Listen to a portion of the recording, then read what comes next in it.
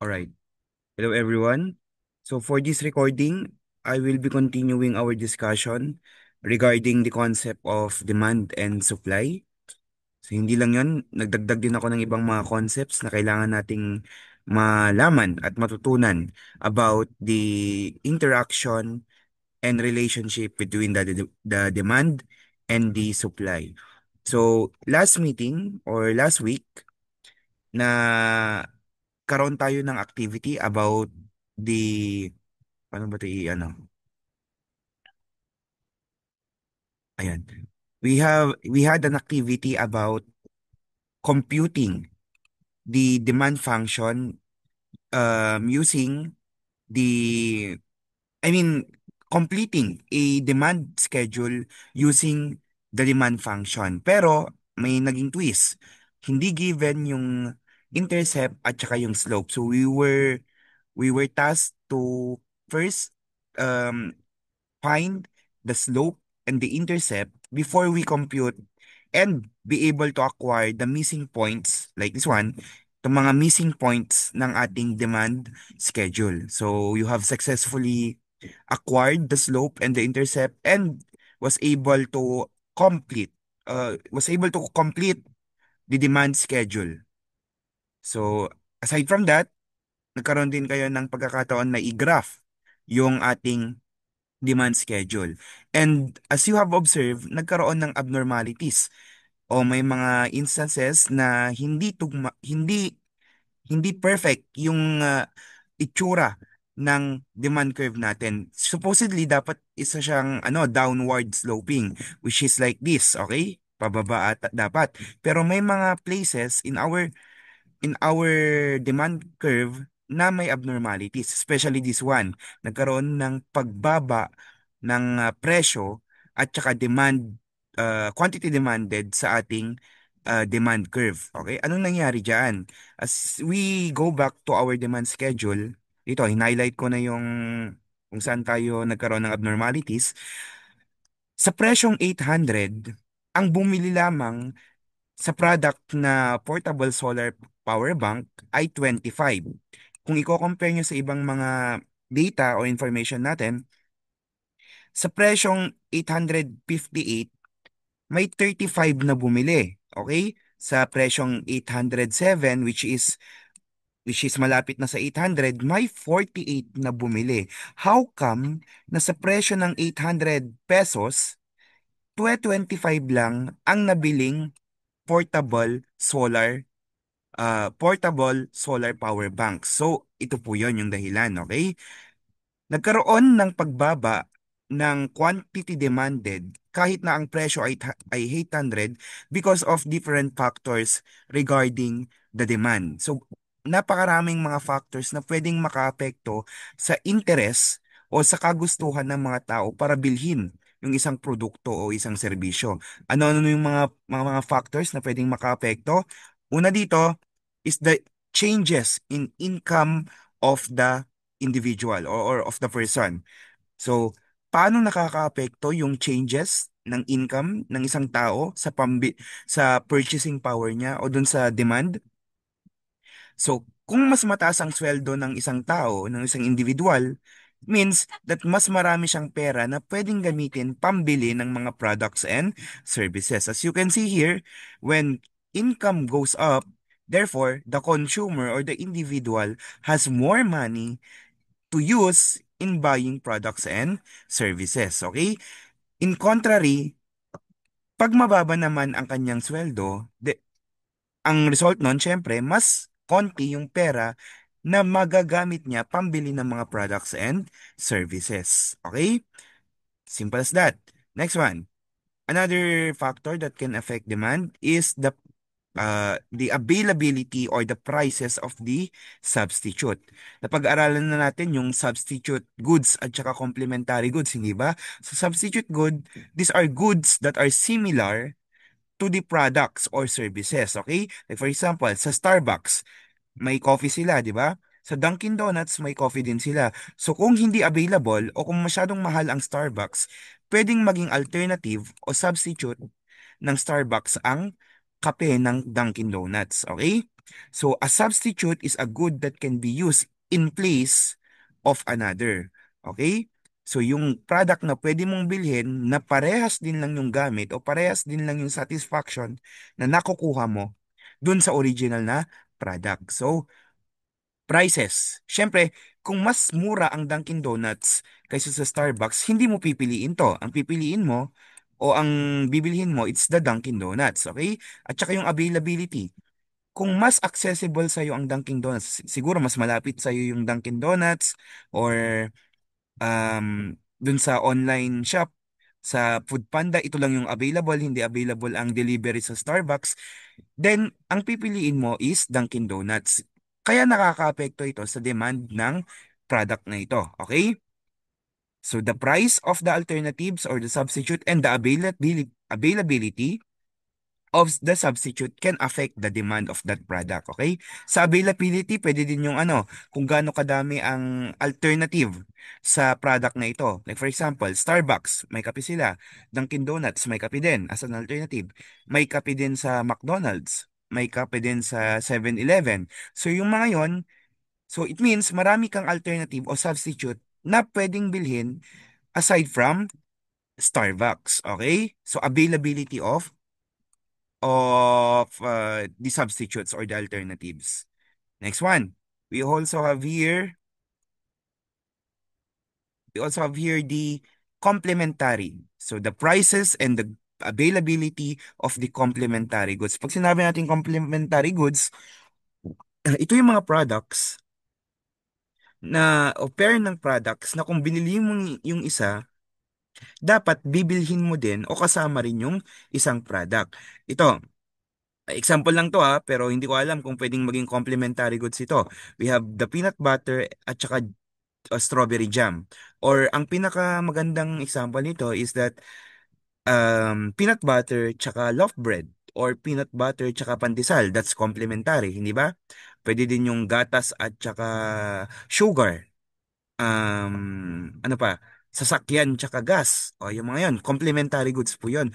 Now, paano nakakaapekto ang demand I mean ang complementary good sa pagtaas at pagbaba ng demand. Let's take a look at ano, wag na lang to. Yung car na lang, car tsaka fuel o gas.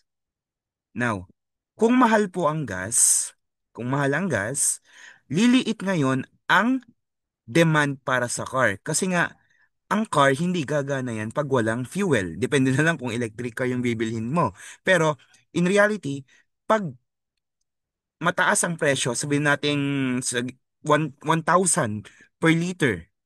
Now, itong mga tao ngayon, magkakaroon sila ng low interest sa pagbili ng car kasi ang complementary good nito, ang fuel na complementary good nito ay masyadong mahal. That affects now the percentage or the number of demand for cars. Okay? Ganon din sa ano, sa sugar at saka sa kape. Kung mahal ang kape, then walang sense para bumili ng sugar. Okay? Kasi hindi ka bibili ng kape. Ano pa? Ito na lang. Sige, peanut butter tsaka pandesal. Kung sabihin nating 10 pesos ang, ang pandesal, tapos mura itong peanut butter, maapektuhan pa rin yung demand ng peanut butter kasi yung tinapay na pandesal o yung loaf bread ay masyadong mahal. Kaya wala silang panggagamitan nung peanut butter. So, it means mababa po yung demand para sa peanut butter, okay? Or the other way around, kung masyadong mahal naman ang peanut butter, kokonti lang ang bibili ng tinapay kasi wala silang palaman. Kasi mahal masyado yung palaman na available sa market, okay? Ayun po yun. Lang i-reason ko lang itong mga to. Okay. Next, we also have here changes in the number of buyers, okay? So ito it's a direct ano na direct effect na sa demand. Kung marami ang tao na gustong bumili ng product, syempre madami din yung sales o demand para sa product na yon. So kung gaano kadami yung yung buyers, ganoon din karami yung demand para sa product, okay? So if there's a change in the number of buyers, therefore there is also a direct effect on the demand for that product. Like for example, Yung demand para sa phone. Kung madami ang gustong bumili ng iPhone, therefore, ang demand para sa iPhone is mataas. Pero kung kokonti lang ang bibili ng iPhone o may gusto ng iPhone, therefore, ang demand para sa iPhone ay mababa. Okay? So the changes in the number of buyers can directly affect the number of demand. Now, meron din dito, the changes in taste and preference of the consumers. So, noon, like itong example, noon, meron tayong VCR or video cassette recorder o yung mga cassette recorder, tape recorders. Ngayon, meron tayong mga iPod ba tawag dito?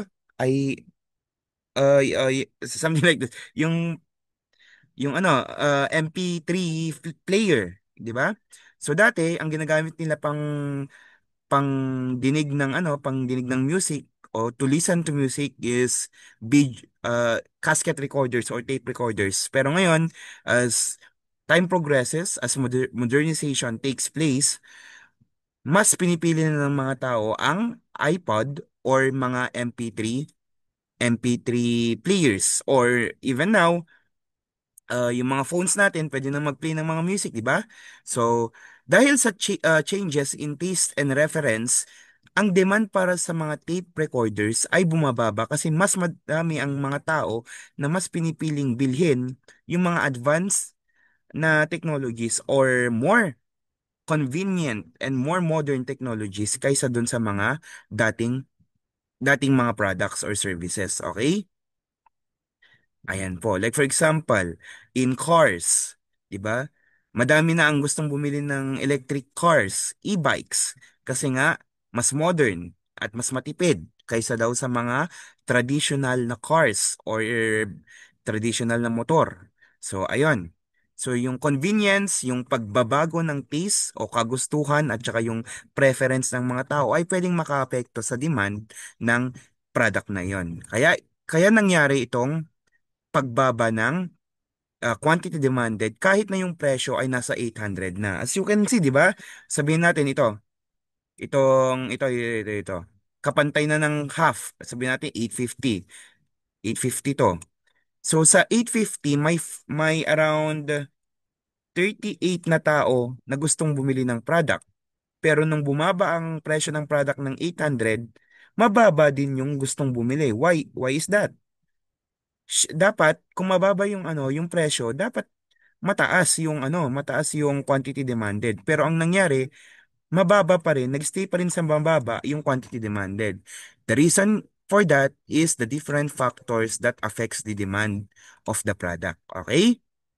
So that is the concept of demand. If you have any questions, wag lang yung tanungin kung ano yung, I mean, if you have any questions other than knowing ang yourself, hindi mo maintindihan yung sarili mo na tanong ng isang kaklase ninyo, then ask it in our group chat regarding our discussion, okay? So this is another lesson. It's about supply. So we have differentiated the concept of demand and supply for the past few discussions na, and we have defined supply as the total amount of the specific good or services that is available to the consumers. Kung ilan yung bilang o yung quantity ng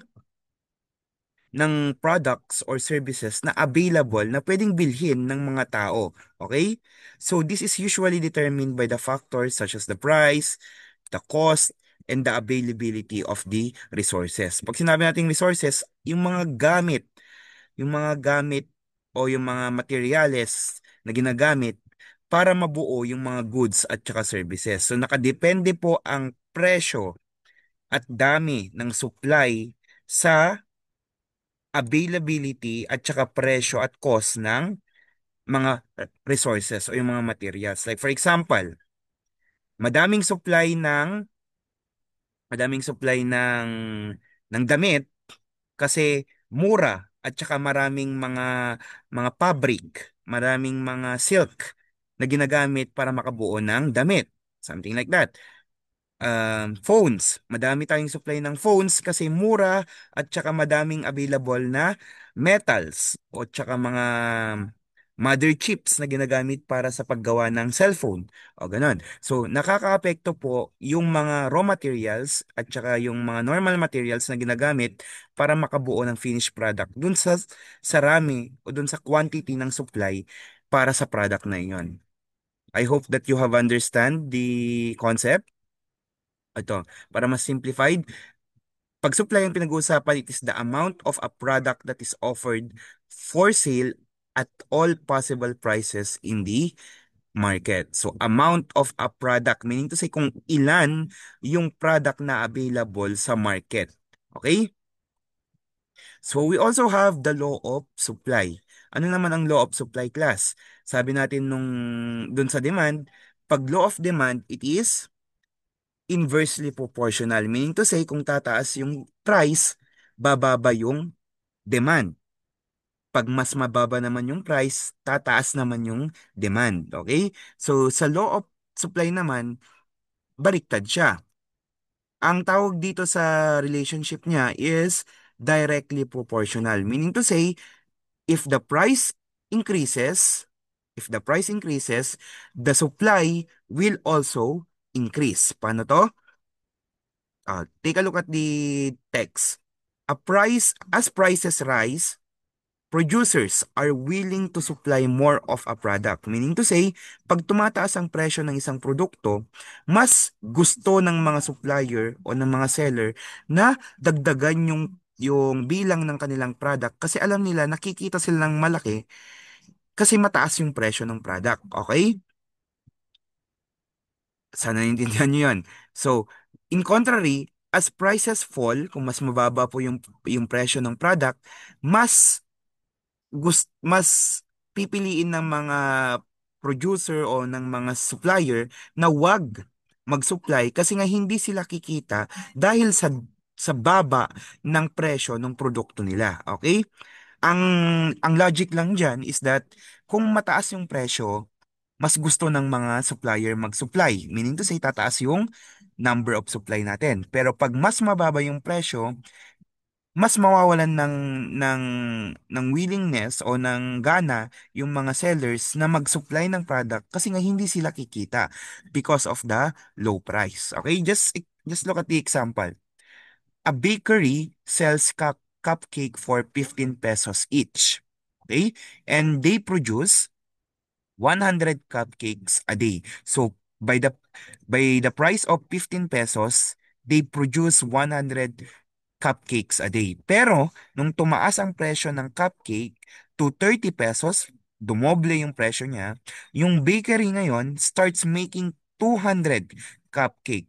Since tumaas yung presyo ng cupcake, pinili ngayon ng bakery o ng mga bakers na magdagdag ng supply kasi gusto nilang i-take advantage yung pagtaas ng presyo para mas kumita sila ng mas malaki.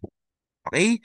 So this demonstrate the price increases, supply also increases. And this is shown in a supply curve. Paano po ang itsura ng supply curve? Take a look at this one. Ito. So dun sa demand curve, pa downturn o downwards yung itsura ng ng graph natin, ganyan, di ba? Pero ngayon, para sa supply curve, pataas ngayon yung kanyang linear graph. Why? Kasi as the price increases, habang tumataas po ang presyo, tumataas din yung quantity supplied. Okay? O ito, makita nyo, di ba? As price increases, habang tumataas yung presyo, tumataas din yung bilang ng quantity supplied. Okay? Sana nagets po ninyo yung concept ng law of supply. Ayan. As I have said a while back, the relationship between the price and the supply is directly proportional. Pag sinabi natin directly proportional, similar yung nagiging respond ng quantity supplied sa presyo. Okay? Kung tataas ang presyo, tataas din ang supply. Pag bababa ang presyo, bababa din yung supply. Okay? Kung nalilito kayo class dun sa ano, di ba sir dapat kung mababa yung presyo, mas maliit yung supply kasi mas madaming taong bibili. Meaning to say, magde-deplete o dapat mauubos yung supply ng mga sellers. In reality, dapat ganun, no? Pero ang point of view po ng law of supply ay sa point of view ng mga supplier, kung saan sila kikita ng mas malaki. Okay? Kung ano yung magiging respond ni supplier o ni seller dun sa pagtaas ng presyo o pagbaba ng presyo. So, kung mapapansin nyo, saan na ba yun? Dito yun eh. Ay, ito. In the law of demand, it describes how the price affects the consumer. So, yung point of view sa law of demand ay nasa consumer. So, kung mas malaki yung presyo, paano magre-react ngayon yung mga consumer? Pag malaki ang presyo o mataas ang presyo, hindi sila bibili ng product kasi namamahalan sila. Pag mababa naman ang presyo, mas bibili yung mga consumer. So, nasa point of view ng consumer yon. So, in the law of supply, kabaliktaran naman, ang point of view o ang perspective ay nasa producer o yung seller. Kung mas mataas ang presyo ng product, ang respond ngayon ng ng supplier o ng producer is that dadamihan nila ngayon yung kanilang supply. In kabaliktaran, kung mababa naman ang presyo, bababaan nila o liliitan nila ngayon yung kanilang supply para maging balance pa rin yung kita nila o yung income nila. Okay? Ayun po. Yun po yung explanation para sa law of demand. O law of supply rather. Ah. So, discuss na yan. So, same as demand, quantity demanded, meron din pong supply function o formula para makuha yung bilang ng supply o yung quantity supplied. Okay? So, similar din yung mga variables pero iniba lang yung letters na ginamit. Okay? Para sa quantity supplied, we have QS. Para sa intercept, gumamit tayo ngayon ng C dun sa quant uh, tawag nito, sa demand function. Ang gamit po natin doon is A. Huwag kayong malito ha, iniba lang po yung letter para hindi magkakagulo-gulo dun sa pag-compute ng equilibrium mamaya. Okay? So kailangan nilang ibahin yung variable o yung letter para ma-distinguish natin yung pinagkaiba ng demand at saka supply. So C para sa intercept, D para sa slope o yung sensitivity of supply to price changes. At mag-i-stay dyan yung price o yung P. Okay? So like for example, ito po ang supply function class by the way. QS is equivalent to C plus DP. Kung i-compare natin sa quantity demand o quantity demanded, let me write it first. Quantity demanded is equivalent to A minus B times P. Yan po ang ano natin, ang demand function natin. So kung i-compare nyo, naging addition lang po itong operation natin. At saka iniba lang po yung letters ng ating function. Okay? Madali lang siyang tandaan. So let's take a look at this example. If the quantity supplied is 20 plus 3P and the price is 10, what will be our quantity supplied? So, ang gagawin lang po natin dito, simple kasi given na po ang intercept at saka yung slope. So, wala na tayong pwedeng computein dyan. Ang kukomputein na lang natin is yung quantity supplied by substituting the 10 pesos here in the price. Okay? So, ito yung magiging final function natin. We have QS is equivalent to 20 plus 3 times 10, which will give us 50. So, sa presyong 10 pesos, ang dami ng supply na pwedeng ibenta ng seller ay 50 units o 50 pieces. Okay? Sa presyong 10 pesos, 50 units ang kayang isupply o ibenta ng supplier at saka ng seller. As easy as that. Okay? That is supply function. Okay? Supply function. Habang nagdi-discuss ako, kindly please take note. Kasi ine-erase ko po itong ano, pag isisend ko na itong PowerPoint, wala na itong mga notes ko dito sa ano, even the computations, may erase din po yan, okay? As we have mentioned a while back, ganito po ang itsura ng supply curve, okay? As price increases, ito, 10, 20, 30, 40, 50, 60, the quantity supplied is also increasing, okay? So, habang papataas yung price, papataas din yung ating quantity supplied. Ano, compare natin sa demand curve. Sa demand curve kasi, habang pababa ng pababa yung presyo, pataas naman ng pataas yung quantity demanded. Huwag kayong marito dun sa pababang araw ng demand curve. Pinapakita lang doon na habang bumababa yung price, papataas naman ng papataas yung demand ng product. Okay? Huwag kayong malito doon sa ano, doon sa graph. Ganun lang talaga yung ano, yung representation noon. Okay. So, katulad ng demand, may mga factors din na pwedeng makaapekto sa dami ng supply na pwedeng i-produce ng mga producer at saka ng mga suppliers. Okay? Una sa listahan is the cost of input o yung factors of production. Naaalala niyo pa ba yung mga factors of production natin? We have cell. Let me recall yung factors of production.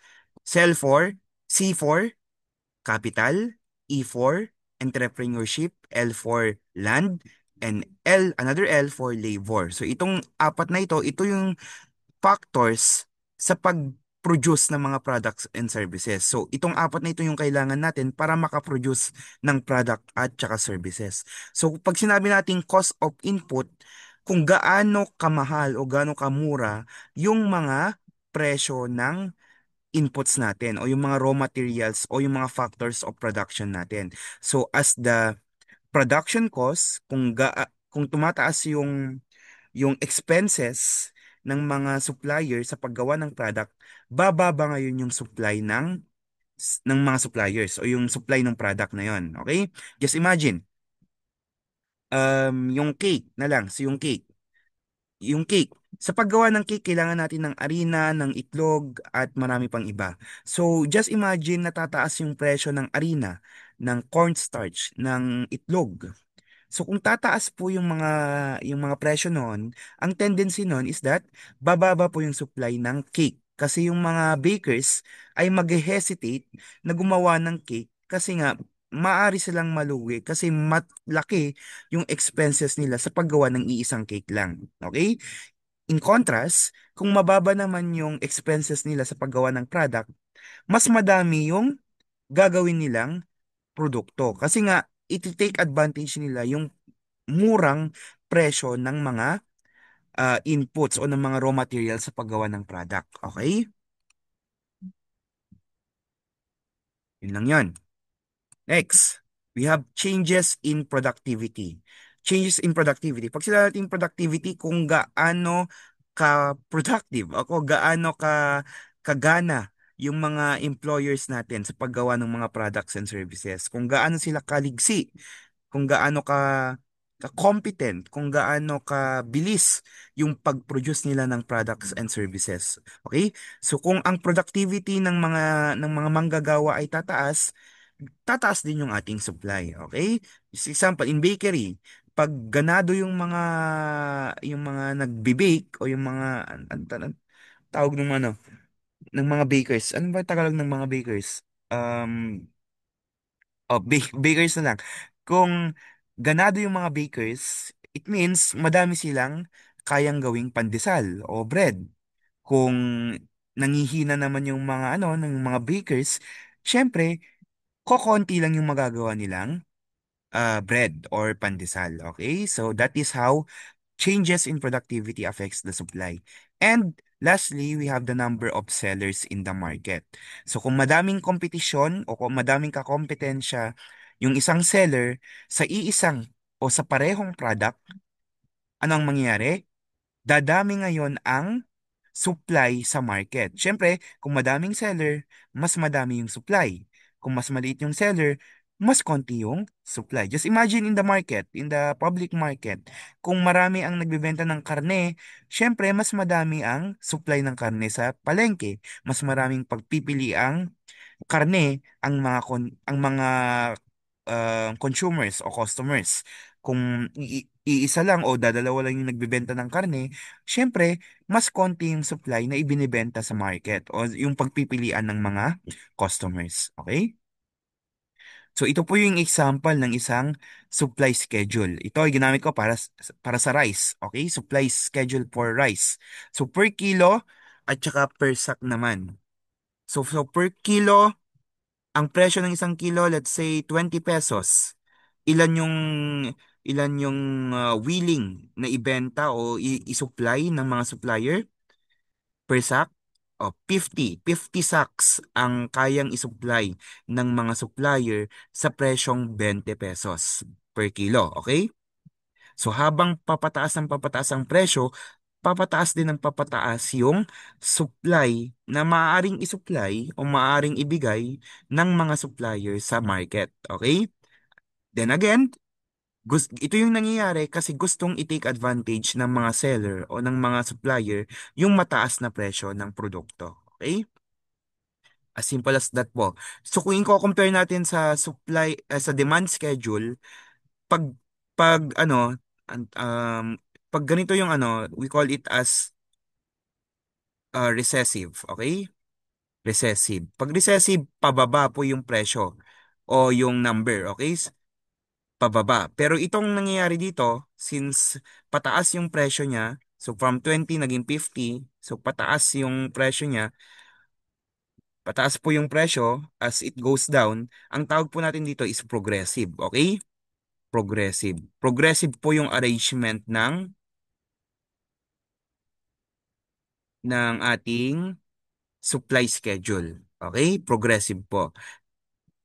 Ganito din po dito sa quantity supplied. Habang papataas yung presyo, paprogress yung bilang ng QS o ng quantity supplied. Sa demand schedule, habang tumataas yung presyo, 'di ba? Habang tumataas yung presyo, ang nangyayari is recessive. Pag sinabi natin recessive, baliktarin lang natin ito. 170. Ang ang price na 20 pesos, ang demand doon is 170. So habang papataas yung yung presyo, papaliit naman ng papaliit yung quantity demanded. So yung 120 magiging 150, magiging 120, magiging 100, pababa. Okay? Ganun po 'yun. So recessive tsaka progressive. Just a comparison on how we plot or how we create the demand schedule and the supply schedule. Okay? Now, we have here the complete market schedule for rice. The complete market schedule kasi may presyo, may quantity demanded at saka may quantity supplied. O as I have mentioned kanina, habang itong kay quantity demanded, recessive yung kanyang arrangement kasi habang papataas yung presyo, pababa naman ng pababa yung kanyang value o yung kanyang amount, okay? Habang sa quantity supplied, habang papataas yung presyo, papataas din ng papataas yung quantity supplied, okay? O 20 pesos, 30 yung supply. 25 pesos, 50 yung supply. So habang papataas yung presyo, papataas din yung ating quantity supplied. Okay? Now, may tinatawag po tayong market equilibrium o price equilibrium. Pag sinabi nating equilibrium, dito nagmi-meet o dito nag-i-interact si quantity demanded at saka si quantity supplied.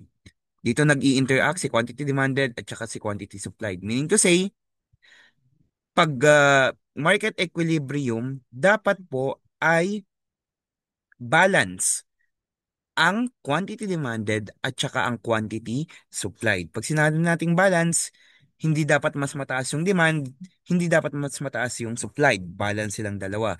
In our market schedule for rice, kung saan pareho ang quantity demanded at quantity supplied, yun po ang ating market equilibrium. So in this schedule, we have 90. Therefore, this line, this row is our market equilibrium. Okay? This is our market equilibrium. Itong 90, itong 90. Now, this 35 pesos is our price equilibrium. Meaning to say, sa presyong 35, nagkakasundo ang customer at saka ang producer. Okay? Sa presyong 35 pesos, nagkakasundo ang mga tao sa bilang ng kanilang gustong bilhin at sa bilang ng ng ng supply na gustong ibenta ng mga producers o ng mga sellers. Okay? Sana naintindihan nyo yun. In market equilibrium or in price equilibrium, it is the price where the customers or the consumers willing to buy the product and the producers and sellers are also willing to sell their products. Okay? Kung saan nagkakasundo yung presyo ng presyo at saka yung supply ng isang produkto. Just compare it with bargaining. 'Di ba pag sa market, pupunta kayo ng market, pag namamahalan kayo sa presyo, anong sasabihin nyo? Tawad nga po. Pwede pong humingi ng tawad. Yung 100 pesos gagawin mong 50. Okay?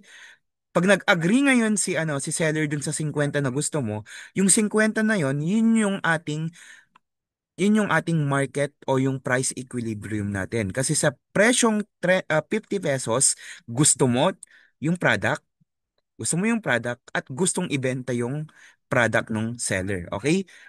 Sana naintindihan yon. So, pero yung bargaining o yung paghingi ng tawad, that's an individual, lang yan, individual scenario. Pero in the whole market, in the process of market, the quantity demanded and the quantity supplied, when they interact or become similar, this is what we call the market equilibrium. Meaning to say, sa maraming tao, sa presyong 35 pesos, maraming mga tao ang gustong bumili ng produkto at marami ding seller ang gustong magbenta ng kanilang product. Okay? Ito po yung nagdidikta ngayon sa presyo na nakikita natin sa mga normal na market. Okay? Nakita niyo sa market, di ba? Bakit parang pare-parehas lahat ng presyo? Parehas yung presyo ng kamatis sa kabila. Ganon din yung presyo ng kamatis sa kabila. So bakit pare-parehas sila? Bakit walang mas mura? Bakit walang mas mahal? Why? Because that price is the price equilibrium of that market. Meaning to say, in that price na pagkasunduan ng mga seller at ng mga consumer na sa ganitong price, willing kaming ibenta yung aming product, willing din kaming mga consumer na bilhin yung product. Okay? So yan po yung market equilibrium class. To define market equilibrium is teka, ito, yan. Market equilibrium or equilibrium price is where the supply and demand intersect. In our market schedule, in our demand and supplies curve, makikita natin na ito po yung ito po yung, asan yung pen? Ito po yung curve para sa supply, itong red. Itong blue naman, ito yung curve para sa demand. Kung saan magi-intersect o magko-connect si demand at saka si supply, ito po yung tinatawag nating equilibrium price. Dito nagkasundo ang mga seller at consumer sa presyo ng produkto o serbisyo. Okay? It's the best price for the product and services because the seller and the consumer agreed upon this product. Agreed upon this price. Okay. So, ayan, kanina 90 ito, yung 35 yung ating price equilibrium. Dito naman dito sa market schedule na ito. Ibahin na nga natin para hindi nakakalito. Asan ba yung market? schedule. Ayan. So, what do you think is the market schedule for, I mean the market equilibrium or price equilibrium for the for this market schedule? Okay? So sabi natin kanina kung saan nagkakasundo o similar si quantity demanded at saka si quantity supplied. Upon looking at the column for demanded and supplied, wala pong parehas, wala pong similar sa kanila, hindi ba? Now, ano ang kaya na o pwede nating gawin para malaman natin yung price equilibrium? Para malaman po natin yung price equilibrium, we need to look at the the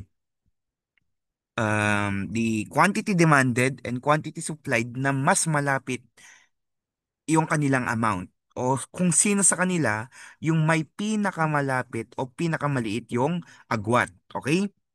Let's try at 110 and 82. Ilan yung pinagkaiba ni 110 at saka ni 82? Ang pinagkaiba nila is 28. Di ba? How about kay 70 at saka kay 115? Anong pinagkaiba ni 115 tsaka ni 70? 45. 45. I-try naman natin tong nasa gitna. We have 99 at saka kay 90. Ilan yung pinagkaiba nila? We have 9. So in all, the quantity demand and quantity supplied, ang may pinakamalapit na pagitan ay ang 90 at saka 99. Okay? So meaning to say, 80 pesos is our price equilibrium. Kasi ito po yung may pinakamalapit na pagitan between the demand and the supply.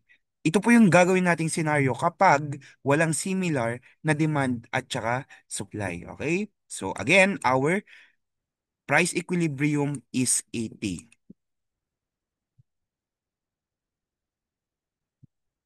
Okay. Next. Ayan. So, market equilibriums, we have the market forces that are essential for self-correcting mechanism of the supply and demand. Anong ibig sabihin nito, class? There are what we call as market forces that affects our supply and demand.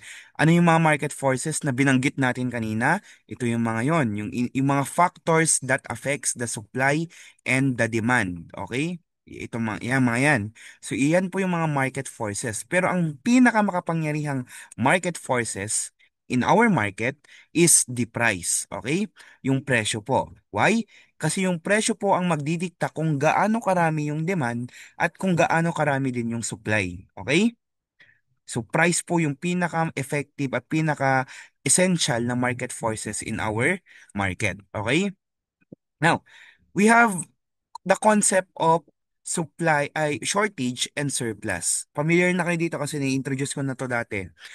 In our market equilibrium class, there are instances na nagkakaroon ngayon tayo ng surplus at saka ng shortage. Ano yung pinagkaiba ng dalawa? Pag surplus, mas marami po ang supply kaysa sa demand. Okay? Ayan, mas marami tayong supply, increasing yan, up arrow, kaysa sa demand. Okay? Paano naman yung shortage? Shortage, mas marami tayong demand kaysa sa supply. Meaning to say, mas maraming tao ang gustong bumili ng product, pero yung supply natin ay kokonti lang. Okay? So, itong dalawang to ay nangyayari dahil pa rin sa presyo. So, yung presyo po ang kumakalabit ng gatilyo para magkaroon tayo ng surplus at saka ng shortage. So, the higher the price of the product, the more na magkakaroon tayo ng surplus. Why? Why? Because the people are not willing to buy the product if the price of the product is high. Okay? That makes our supply increase even more. Okay? Kasi walang gustong bumili, syempre matitenga yung produkto ng mga seller. Walang gustong bumili, mag-i-stay yung amount o yung bilang ng kanilang paninda.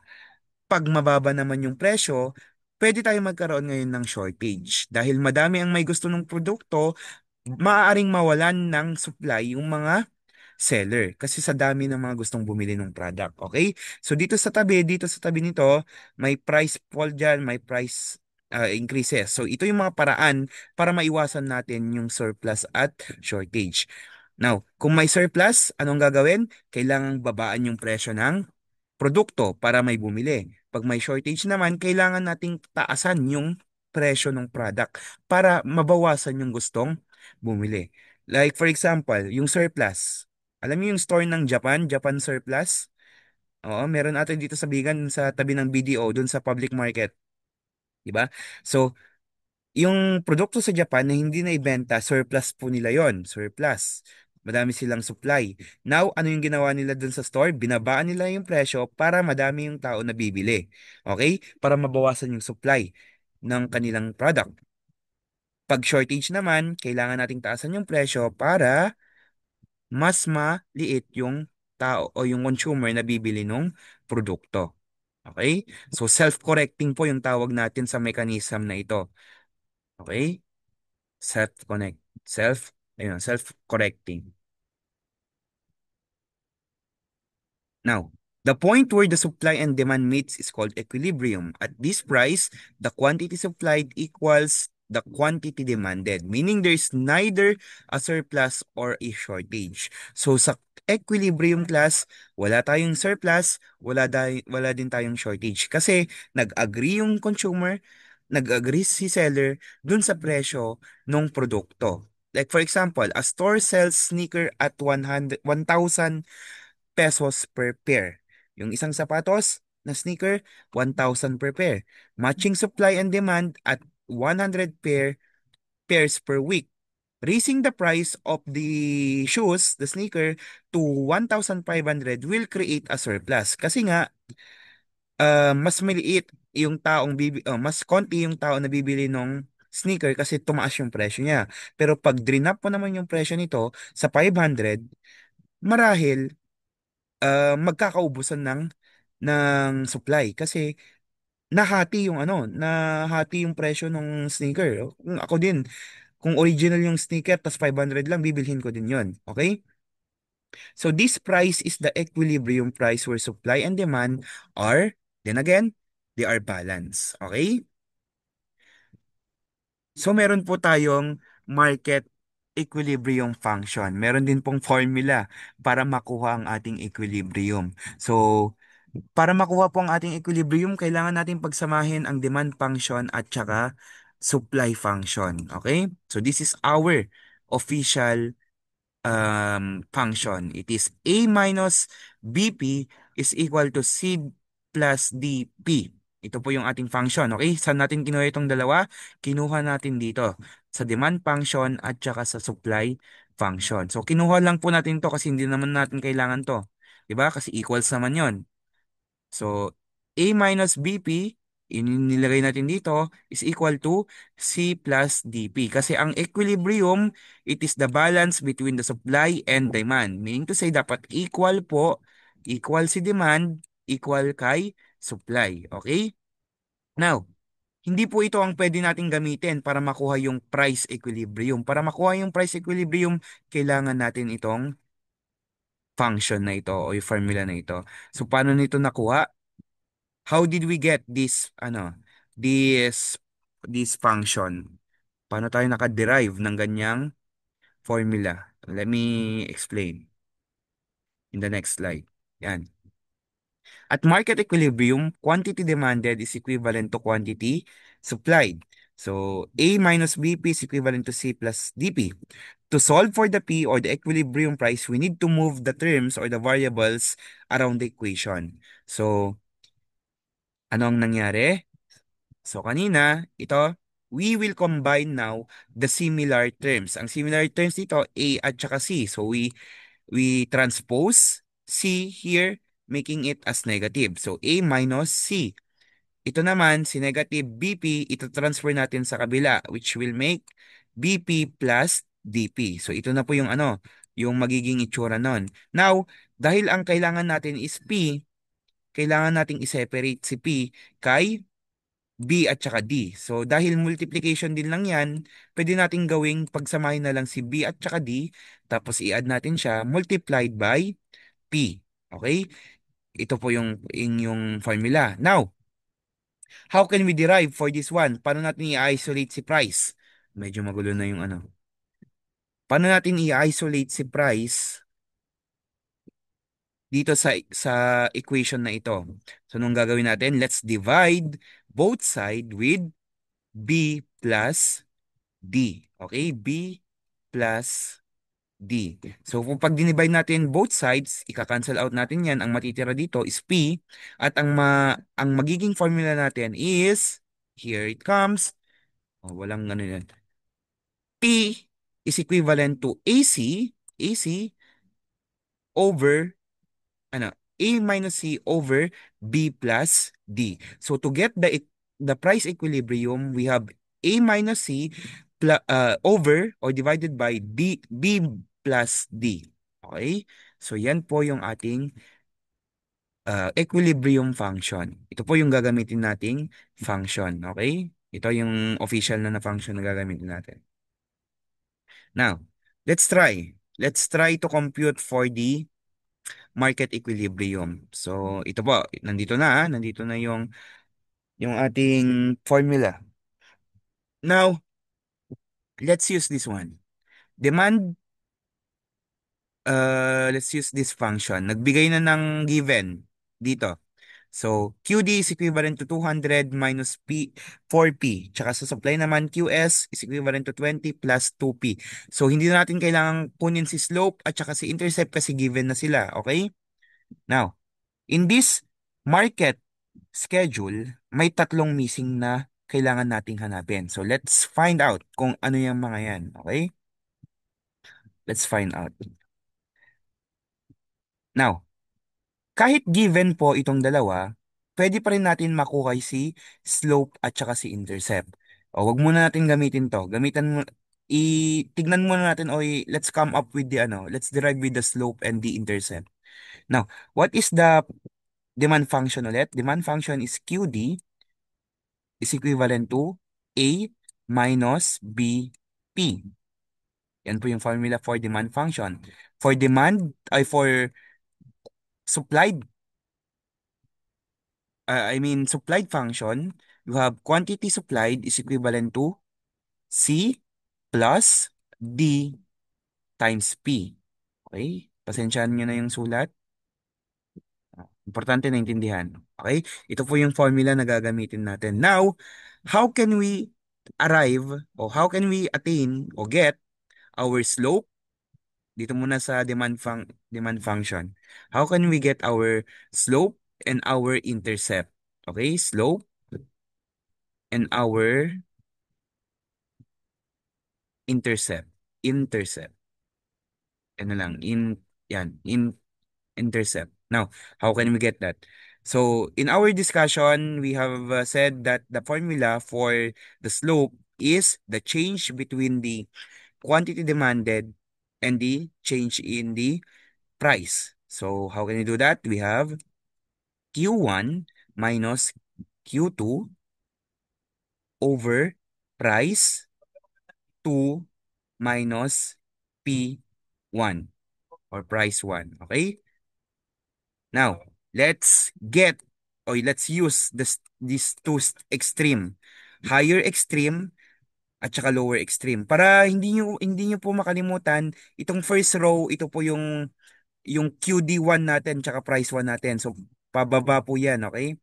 Price 1, price 2, price 3, price 4, price 5. QD1, QD2, QD3, QD4, QD5. Pero dahil itong dalawa lang yung ginamit natin, let's assume na ito yung Q1, ito naman yung Q2. Okay? So yung Q1 natin is 160 minus 0 over price is 10. No, no, no, no.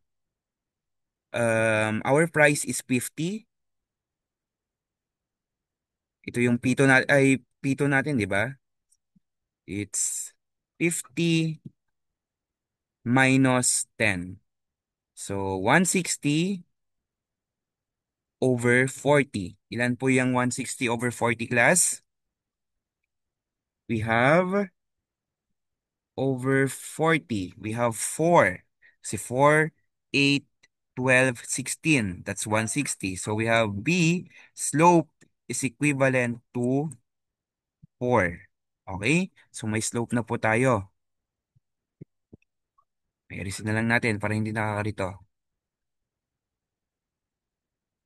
Now, dahil may ano na tayo, may slope na tayo, pwede natin kunin yung intercept. You have QD is equivalent to A minus B times P. Now, let's use the first row. The first row or the first extreme. We have quantity demanded is 160 over A is the missing one minus B is 4 times P is 10. Okay, 10 po yung P natin. Now, compute muna natin to. We have A minus 40 and 160. Now, we will going to transpose this 40, negative 40 sa kabila kasi gusto nating i-isolate si A dito sa kabila ng equation. So, 160 plus 1 plus 40, we have 200. So, ang A natin is, ay nako, ang A natin class is 200. Okay? That's 200. Oh, shit. Sorry, sorry. Na, na-erase ko na yung ano. Oh, importante memorize nyo na, di ba? Ayan. Importante ito, na nakasulat dito. Yung B at saka P natin. Now we get this one. Ano yung part ng market schedule na pwede nating ma-compute? Since meron na tayo nito, pwede natin ma-compute ang missing na quantity demanded. So we will use our demand function, which is A minus BP, to compute our QD. So QD is equivalent to 200 minus 4 times 40. Okay? So 200 minus ilan ang 40 times ano? Times 4, we have 160. So 200 minus 160, we have 40. So, ang QD natin dito, we have 40. Okay? Ganun lang po yan.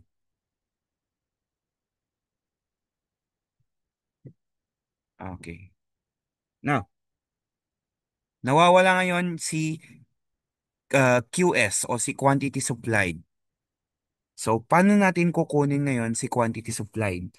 Again, kukunin ulit natin si slope at saka si intercept. Kasi magkaiba sila ng slope at saka ng intercept ni quantity demanded. Okay? At para hindi tayo malito, sabi ko nga kanina, gagamit tayo ngayon ng ibang letter para i-represent si slope at saka si intercept. So para dito, we use C for intercept plus D for our slope. Ganun pa rin si price. Okay.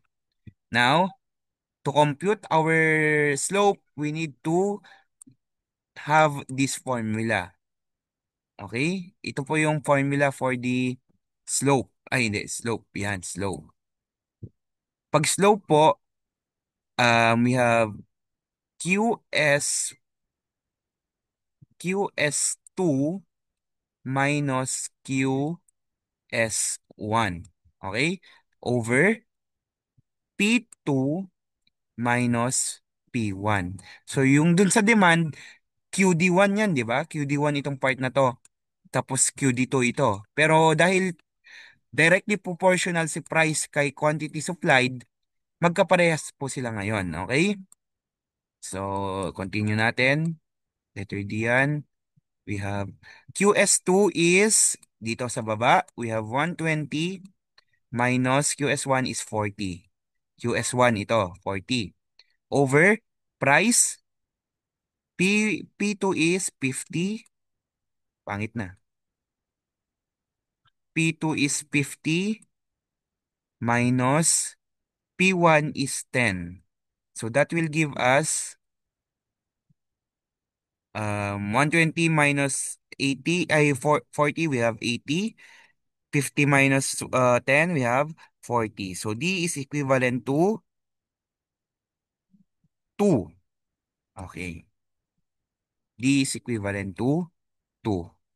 Now, dahil meron na tayong D, kailangan na nating kaya na nating makuha yung ating intercept. So we will use the supply function.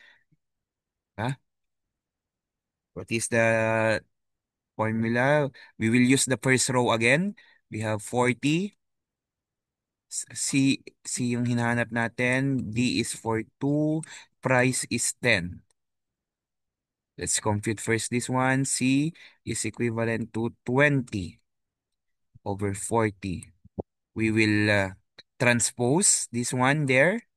So, negative 20, since na-transpose natin, magiging negative si positive 20 plus 40. Bakit plus 40? Kasi positive po yan, di ba? Positive 40 siya. Is equivalent to C. Now, negative 20 minus 40, law of integers, pag negative yung isa, pero mas malaki pa rin yung ano, positive natin, that will give us 20. Is equivalent to C. Okay? So, ang equivalence ni C is 20. Okay? Ayan, kompleto na natin yung ating intercepts at saka slope. Yun na naman yung mahirap na kunin yung intercept at saka yung slope. Pagka nakuha natin yung dalawa, easy-easy na lang nakunin yung mga ibang mga missing points dun sa market schedule natin. So, break ulit tayo sa supply function. We have, ano na to? C plus DP. Ayan. So, we will just going to substitute the given. We have 20 plus 2. At saka ano yung price nito? 20.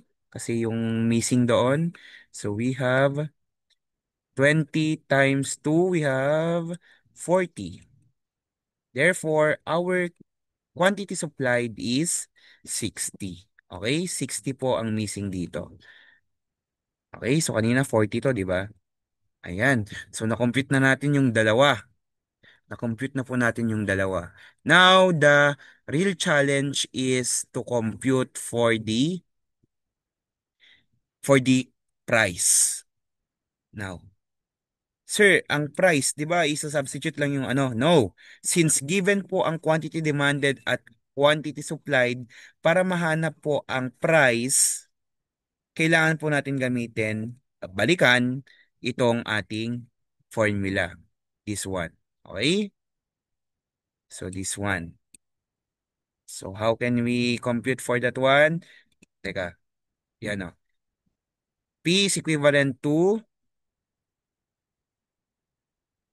A minus C over B plus D. Ayan. So, A is for 200 minus C is for 20 over B is for 4 and 2 is for D. So, we have 180 over 8. Oh, mali. 8. Ay no, 6 pala. 4 plus 2 is 6. Now, 180 divided by 6. Ilan yan? Correct ba yung ano, yung ginawa ko? Oh, yan. 180 and 6, we have 30. So, our price equilibrium class is 30. Okay? Ang ating price equilibrium, ang ating price equilibrium ay ang 30. 30 pesos. Okay? So, ganyan po ang pagkuha ng ating price equilibrium.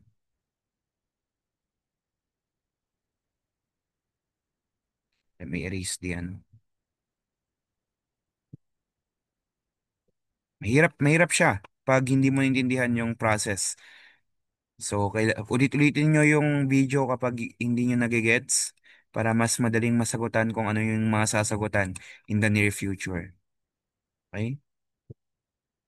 Ano ba importance nito sa course namin, sir? So, since environmental planning kayo, you will encounter um, procurement of equipments or yung mga kailangan nyo sa pagbuo ng mga agricultural, architectural buildings or mga infrastructure. Since environmental planning kayo, ang pinaka-importante na na maintindihan ninyo o ma tawag nito, ma-attain ninyo is sustainability, hindi ba? Sustainability. So you can attain sustainability if you can analyze the cost benefit of your equipments. Kung gaano kamahal yung mga products na bibilhin ninyo dun sa benefit na maaaring ibigay nung proyekto o nung building na ginagawa ninyo, okay? So, upon using the cost analysis o cost benefit analysis, makikita nyo na um, sustainable ba or tanito, um, maganda ba yung relationship o beneficial ba yung building compared dun sa expenses o yung gastos na ginastos natin sa paggawa ng building na yon. So, naging naging profitable ba yung business o yung building rather o yung infrastructure compared dun sa expenses na ginamit natin in building that infrastructure. Okay? Ayun po. So, analyzing the supply and demand, you can really you can really have an effective cost benefit planning for any building or any infrastructure o kung anumang mga project yung mga gagawin ninyo in the future, okay? Mas napapamura kayo dun sa mga not literally na mura na curse word. I mean, mas magiging mura yung building na magagamit nyo, but not neglecting or not ignoring the quality of your infrastructures. Okay? Now, in the market, in our market, we have here the four market behaviors. Market behaviors class refers to how supply and demand interacts to determine the price and product availability. And we have already discussed some of this one. So we have equilibrium. It is where the supply meets the demand or equals the demand, which also gives us the stable prices o yung price na pinagkasunduan ng consumer at saka ng supplier. We also have market disequilibrium. Pag disequilibrium, hindi balance. Pag hindi balance, we have surplus at saka we have shortage.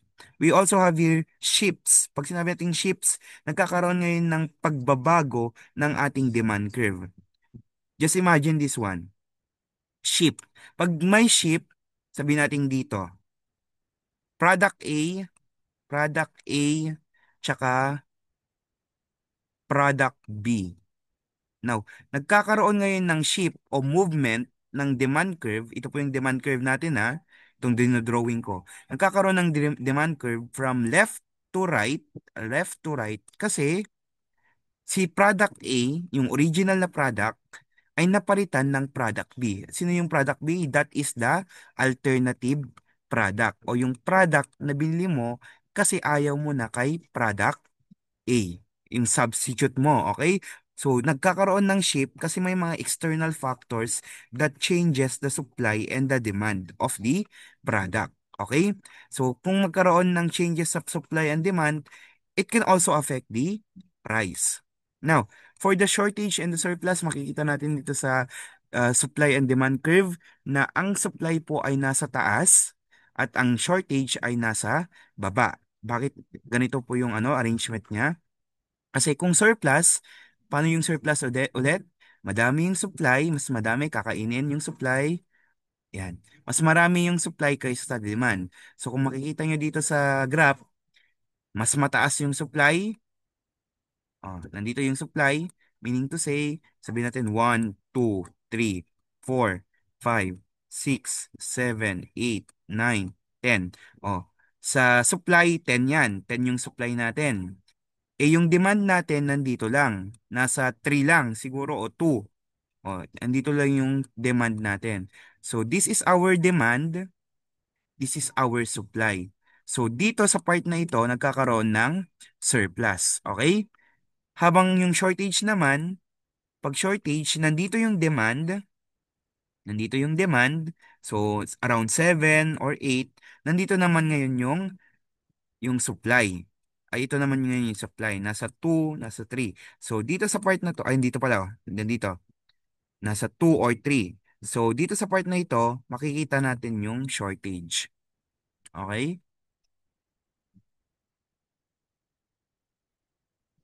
Magigets mo lang. No dati questions yo regarding the explanation, feel free to message. Sir, pa-clarify man o kasunong ulit dito yung kastoy kasta, okay? Pero pag may mga hindi naintindihan, ulitin nyo muna yung video. Kapag hindi nyo naintindihan ulit yung video, doon nyo na lang ako tanungin, okay? Baka unang beses nyo lang napanood yung video, hindi nyo naintindihan, tanong agad. No. Try to rewatch the video first and try to understand how the system or the process works before you ask me for clarification. Okay? So for our last slide, we have the different types of market structure. So our market structure o yung type ng market na meron tayo ay may iba't ibang mga uri or structures. So we have here 1, 2, 3, 4, and 5 different structures of our market. Yung sinasabi kong market dito, hindi lang yung market na supermarket or public market, ha. Lahat ng uri ng market sa economy natin o sa bansa natin. So market sa public market, wet market, groceries, appliances, and so on. Market structure, okay? International scale to. So, first one, we have perfect competition. Ano tong market structure na ito na perfect competition? Sa perfect competition class, marami po ang seller, maraming nagbebenta, identical o similar yung kanilang binibenta, homogeneous yung kanilang binibenta, at wala pong control ang seller at saka yung mga consumer dun sa presyo. Okay? So wala pang ang kumokontrol po sa presyo at saka sa presyo ay ang demand at saka sa supply. Kung maraming supply, doon nagbabago ang presyo. So ang supply po hindi po kontrolado ng ano yan, ha, ng consumer at saka ng seller. Okay? Ganun din po sa demand. So, pag madami ang demand, hindi po kayang kontrolin ng seller yung presyo. I mean ng consumer. Pag yung supply naman yung madami, hindi naman kayang kontrolin ng consumer yung presyo. So wala pong kumokontrol ng presyo, okay? Perfect competition. Ang pinaka magandang example nito ay sa mga public markets, sa mga sari-sari store. Yan. Maraming seller, similar yung mga products na binibenta, yung presyo, pare-pareha sila. Anong kumokontrol doon? Yung supply at saka yung demand. Okay? Perfect competition po. Tatandaan niyo lang, pag perfect competition, perfect yung competition, meaning to say marami kang kakompetensya. Pare-parehas kayo ng produkto. Okay? So, ano ang advantage ng perfect competition? Dahil pare-parehas sila ng produkto, ang ginagawa ng mga seller para dun bumili sa store nila yung mga consumer is that ginagandahan nila yung quality ng products nila. Or nagpapaligsahan sila, nag-i-innovate sila ng mga bagay-bagay para ma-attract nila o makuha nila yung attention at interest ng mga seller. Okay? So medyo beneficial po ang perfect competition. I mean mga consumer. Kaya beneficial po ang competition para sa mga consumer. Kasi nga, yung mga seller yung gumagawa ng paraan para gumanda at ma-attract yung mga consumer. Okay? So, ayan. Rice farmers, normal market. ito po ang mga example ng perfect competition. For the monopolic o the monopolistic competition, iba po yung ano, monopolic. Monopolistic competition class, marami po ang seller, medyo magkakaiba yung mga produkto, at saka may control, konting control yung mga seller dun sa presyo. Since slightly different po yung mga product na ibinebenta nila. Pag sinabi nating slightly different, pwedeng magkakaiba yung branding, yung quality, yung features ng product na ibinebenta nila. Like for example, restaurant. Lahat-lahat ng restaurant, iisa lang yung purpose para magbenta ng pagkain, 'di ba? Magpakain ng mga tao. Yun lang yung purpose ng restaurant, 'di ba? Hindi lahat ng restaurant magkakaparehas. May restaurant ng McDo, ng Jollibee, magkakaiba po sila, hindi ba? McDo, Jollibee, Mang Inasal, magkakaiba sila ng product pero ang purpose ng business nila is to feed the people, okay? So, in monopolistic competition, the businesses have ito yung keyword, some control over the price. Like for example, sa fast food chains, Jollibee, McDo, Mang Inasal. Since hindi ganun ka magkakaparehas ang kanilang mga presyo, pwede nilang kontrolin yung presyo ng mga produkto nila. Like for example, PM2, PM1 ng Mang Inasal, pwede nilang pataasin yung presyo nila since yung product nila ay hindi ino-offer sa ibang mga fast food chains like McDo, Jollibee, Chowking, Greenwich, and many more. Okay, ganun din sa sa Greenwich. Pwede nilang pataasin yung lasagna nila o yung pizza nila kasi hindi ganun ini-offer sa ibang mga fast food chains. Okay? Ganun po yung monopolistic competition. Pag monopolistic, mono meaning iisa. Pero since may polistic yan, monopolistic, maraming seller pero different o slightly different yung kanilang mga product. Okay? Clothing brand, ganun din. Sa yung pinagkaiba ng Pen Shop tsaka Oxygen. Magkaiba sila ng branding, magkaparehas naman ng product. So, yung branding nila, yung bentahan nila, 'di ba? Dahil Oxygen, mataas yung yung presyo. Dahil Pen Shop, mataas din yung presyo pero slightly different yung presyo nila. Pero then again, they have the same product. T-shirt, shirts, jacket, and many more. Monopolistic competition po. Next, we have oligopoly. Oligopoly means few large sellers. Products may be similar or different and they can influence the price. Oligopoly means parang ano yan, parang oligarchy sa government. Few ang ibig sabihin ng okay? Ng oligopoly, few. Konti lang yung nagbebenta ng produkto, okay? Either similar or different yung products. Like for example nito, airlines, gas or oil, car manufacturer at saka mga telecom companies. O paano to? Example, sa Globe at saka Smart. Globe at Smart, magkaparehas sila, di ba, ng products o services. They provide internet, they provide calls and SMS, mga text. This service, yung pagbibigay ng internet, call at saka ng text, ay iilan lang yung mga businesses na nagbibigay ng ganitong serbisyo, yung mga telecom lang. TM, Dito, Smart Globe, sila-sila lang, 'di ba? Wala nang iba. So, because sila lang ang yung nagbebenta ng ganitong serbisyo, may kakayahan silang kontrolin o impluwensyahan yung presyo ng mga produkto nila o ng services nila, okay? Kaya may mga kaya yung ginagawa dito para mas maging mabenta yung kanilang mga produkto, gumagawa sila ngayon ng mga promos. Okay, yung mga promos para maging attractive sa mga consumer yung kanilang services. Okay? Next, we have monopoly. Monopoly means single seller. Iisa lang po yung nagbebenta. Unique yung product nila, wala sa ibang mga market. May full control sila ng price kasi sila lang yung nagbebenta, meaning to say, kung ano yung gusto nila sa product nila na presyo, yun yung masusunod.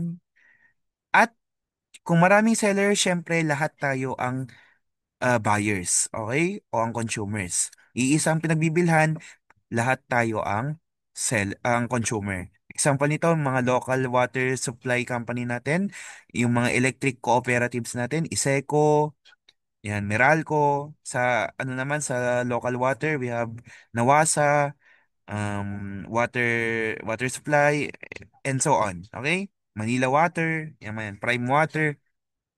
Iisa lang yung nagbebenta, wala tayong magagawa kung tataasan nila yung presyo per watts sa Iseco kasi sila lang yung nagsusupply sa atin ng kuryente, so wala tayong magagawa. They have full control over the price, okay?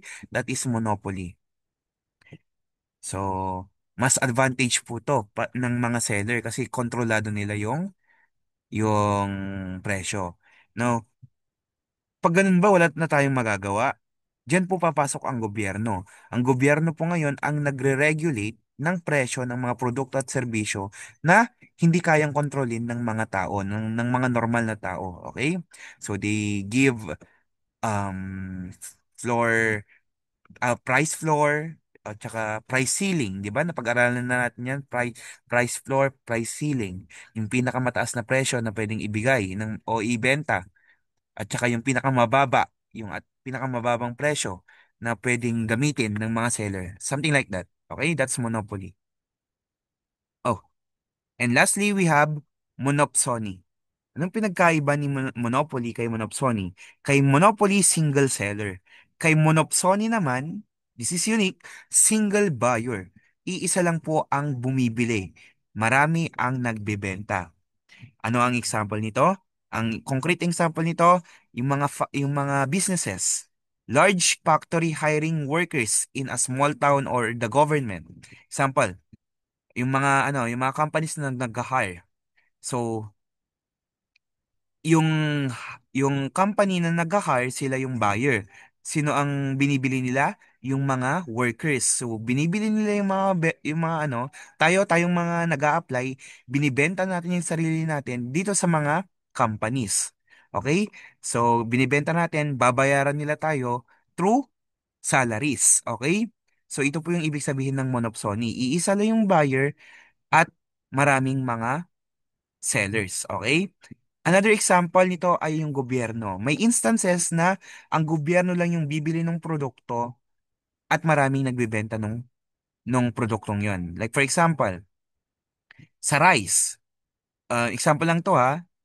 Wag na ceteris paribus. Ceteris paribus for the other businesses na gustong bumili ng rice.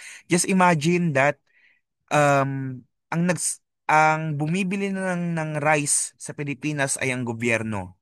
At ang gobyerno lang ang nagsusupply ng bigas sa buong Pilipinas. Walang nagbebenta ng rice sa mga market. Just imagine that the government is the only buyer for the rice. Now, si government ngayon ay may kakayahan na impluwensyahan ang presyo ng rice. Why? Kasi napakaraming mga farmers ang gustong ibenta yung kanilang rice sa gobyerno since si gobyerno lang ang willing na bumili ng rice, ng bigas. So since si government lang ang may kakayahan at may interest na bumili ng rice, siya din lang ang may kakayahan na impluwensyahan o apektuhan yung presyo. Kung ano yung gusto niyang presyo ng rice, yun yung masusunod. Walang magagawa yung mga seller doon kasi kung hindi nila susundin yung gusto ng gobyerno, hindi nila maibibenta yung kanilang mga products. Okay? Oo, okay, ganun yun. So, yun yung monopsony. Hindi lang rice. Ano ba? Ano ba yung mga ng binibili ng gobyerno? Itong mga construction companies ng mga Diskaya, ng mga yung Sunwest, yung mga yon. Ang buyer ng mga companies na yon is the government. The government will hire these companies, construction companies, for their services to work on the flood control projects o yung mga proyekto ng gobyerno. So, ang buyer nito is yung gobyerno, ang seller is yung mga construction companies. Okay? So, those are the market structures of our economy. If you have any question, class, just ask it right away in our group chat after reviewing again or rewatching this video. Okay?